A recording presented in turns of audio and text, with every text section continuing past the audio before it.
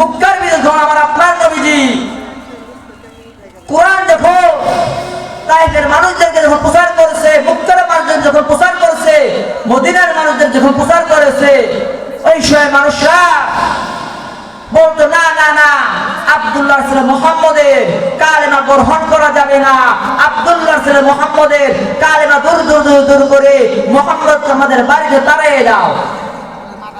আব্দুল্লাহ ছেলে মুহাম্মদ আঘাত খাওয়ার পরে, আমার আপনার নবীজি আঘাত খাওয়ার পরেও মানুষের দ্বারে আবার বারবার যাইতো। আরে মুসলমান, মক্কার ভিতরে একদিন আবু জেহেল ডাকতে বলতেছে, এই মক্কার লিডাররা শোনো, নবীজিকে শেষ করে দেওয়া হবে, নবীজিকে আর ধরে রাখা হবে না। এইভাবে সকল সাহাবীদের অনুমতি দিয়ে দিচ্ছে। কোন সাহাবী, একটা সাহাবী পর্যন্ত সাহস পায় নাই। একটা মহিলা নাম হচ্ছে উম্মে জামিল, হ্যাঁ উম্মে জামিল বলতেছে, আমি যেভাবে হোক মুহাম্মদকে শেষ করে দিব, মুহাম্মদ তো দুনিয়া রাখবো না, মুহাম্মদ যদি দুনিয়া শেষ করে দেয় তা দুনিয়াটা থাকবে না, কালেমার প্রচার করতে পারবে না। এইভাবে উম্মে জামিল বড় একটা পাথর নিয়ে উম্মে জামিল মারার জন্য মসজিদে নববীর ভিতরে চলে গেছে। আমার আপনার নবীজি মসজিদে নববীর ভিতরে বসে বসে সকল সাহাবীদেরকে বয়ান করতেছেন, ও সকল সাহাবীরা বয়ান করতে শুনতেছিল। এই সময় উম্মে জামিল বড় একটা পাথর নিয়ে আমার আপনার দয়ার মায়া নবীকে শেষ করে দিয়ে বলে পাথর নিয়ে মসজিদে নববীর দিকে রওনা হয়েছে। এই মুসলমান ভাইরা আমার, এই বিদ্যু বাবাজি, উম্মে জামিল বড় একটা পাথর নিয়ে মসজিদে নববীর দিকে রওনা হয়েছে। ওই মক্কার মানুষের ডাকে বলে, এরে উম্মে জামিল, তোমার আবার আজ কি হইলো, কি জন্য তুমি মসজিদে নববীর দিকে রওনা হয়েছো? উম্মে জামিল বলতেছে মক্কার মানুষদেরকে ডাকে বলে, এ মক্কার মানুষরা,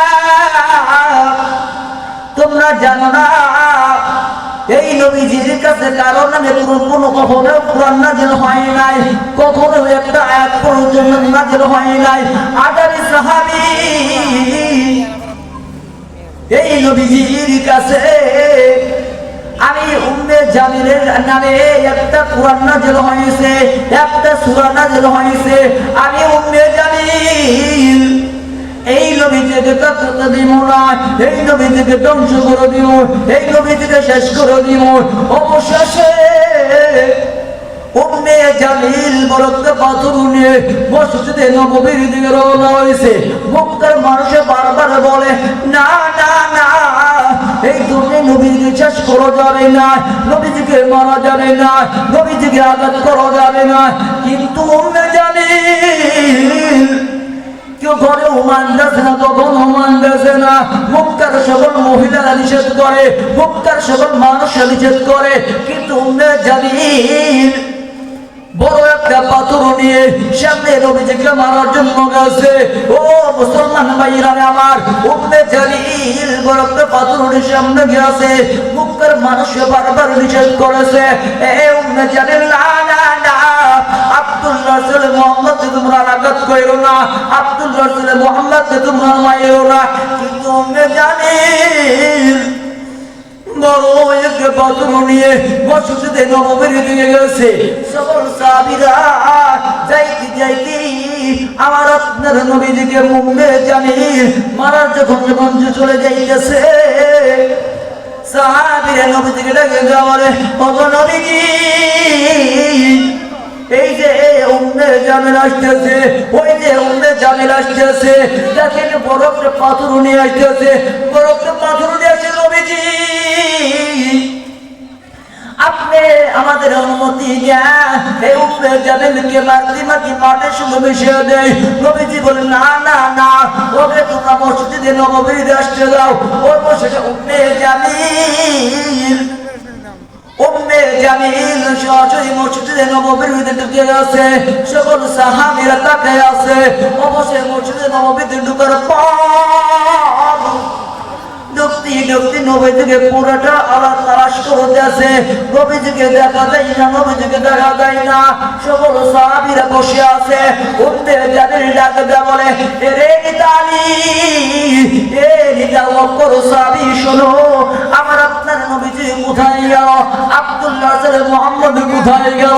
আব্দুল্লাহ ছেলে মুহাম্মদকে একটু দেখায় গেলে কত দে, আজকে আমি নবীজির পিঠে আঘাত করবো, মাথার আঘাত করবো, আজকে আঘাত করে তোরে থেকে শেষ করে দিব। উম্মে জামিল এই কথা বলার পর নবী সাহাবীরা কোনো কথা বলে না, সাহাবীরা চুপ চুপ করে বসে আছে মসজিদে নববীর ভিতরে। সাহাবীরা মসজিদে নববীর ভিতরে চুপ চুপ ভাবে বসে আছে। ওই সময় উম্মে জামিল পরদা পাথর নিয়ে নিজের বাড়ি থেকে রওনা হয়েছে। যাইতে নিজের বাড়ি যখন চলে গেছে, ওই সময় সকল সাহাবী ডাকে দেয়া বলে, ওগো নবীজি, উম্মে জামিল মসজিদে নববীর উদ্দেশ্যে ছিল, আপনাকে পুরো একটা গিরাজা খোঁজাখুঁজি করলো, কোথাও আপনাকে পাইল না, কোথাও আপনাকে দেখলো না। অবশেষে আমার মনে হয় কি হয়েছিল নবীজি? ওই সময় আমার আপনার নবীজি ডাকে বলে, রে সাহাবীরা শোনো, এই যে উম্মে জামিল যে মারার জন্য এসেছিল, শুধু তাই নাই, এই মুক্কারে কোন কাফের বেঈমান যখন আমাকে মারার জন্য যখন এসে সকল কাফেরদের সামনে আল্লাহ তাআলা পর্দা দিয়ে দেন। আল্লাহ তাআলা ওই মুক্কার কাফেররা যখন আমার আপনার নবীজিকে যখন মারার জন্য গেছে, আমার আপনার নবীজি যখন মারার জন্য যখন গিয়েছে, আল্লাহ তাআলা ওই কাফেরদের সামনে, ওই মহিলাদের সামনে সব কিছু পর্দা লাগিয়ে দিয়েছে।